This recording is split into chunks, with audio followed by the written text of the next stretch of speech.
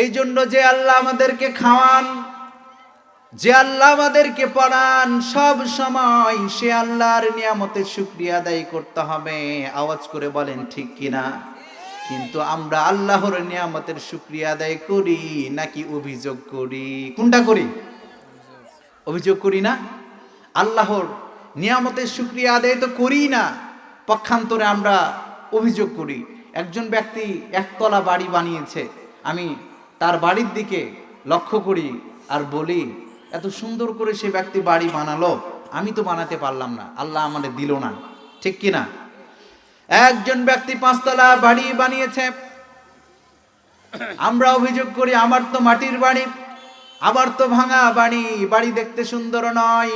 সেই ব্যক্তি কত সুন্দর করে 5 তলা বাড়ি বানালো, আমরা আল্লাহর কাছে বলি, আল্লাহ আমারে তো তুমি বাড়ি দাও নাই। এরকম অভিযোগ আছে না নাই?